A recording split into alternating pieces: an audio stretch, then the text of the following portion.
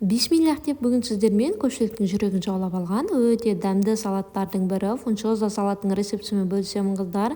Міндетті түрде жасап жеп көріңіздер, көңілдеріңізден шығады деген ойдамын.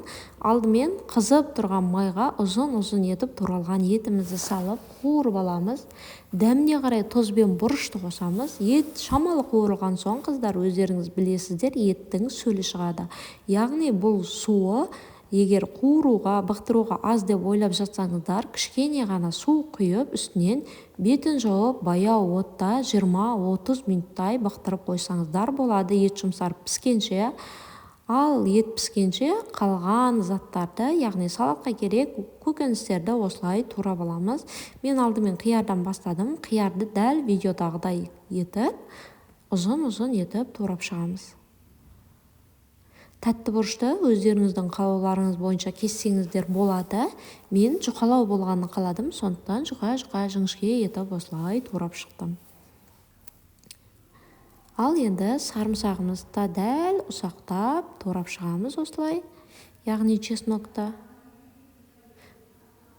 Сәбізімізді есе үккіштен өткіземіз. Міндетті түрде үккіштеріңіз жіңішке болсын, сол кезде сәбіздеріңізде жіңішке әдем болып өтеді. Міне осылай ұзын-ұзын болуы қажет. Ыдысымызға алдымен қиярды, үстінен тәтті бұрышты, одан соң сарымсақты, яғни чеснокты, үккіштен өткізілген сәбізімізді саламыз. Осы аралықта етімізден бір хабар алып қоямыз. Ет осылай әп-әдем болып пісуі керек қыздар. Етті міндетті түрде өздеріңіз піскенін тексеріп көріңіздер, жұмсақ болып піссе болғаны.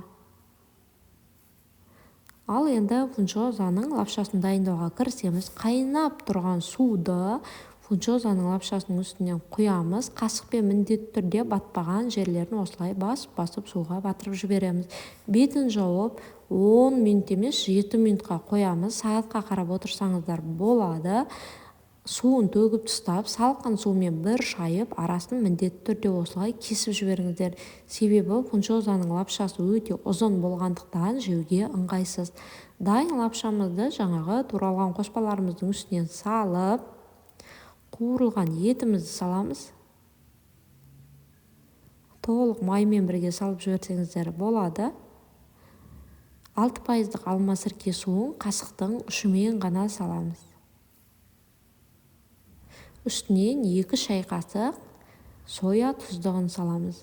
Қыздар қалауларыңызға қарай, дәміне қарай, тұз, бұрыш және фунчоза салатының өзінің приправасын салсаңыздар болады. Мен тұз бен бұрышты ғана қостым. Фунчоза салатының приправасы болмағандықтан қоспадым. Бірақ салат сонда да өте осылай әдемі болып шықты. Қараңыздар, көздің жауын алады. Тарелкаға салып, дастарханға тарта берсеңіздер болады. Сіздермен болған Жанар, назарларыңызға рахмет.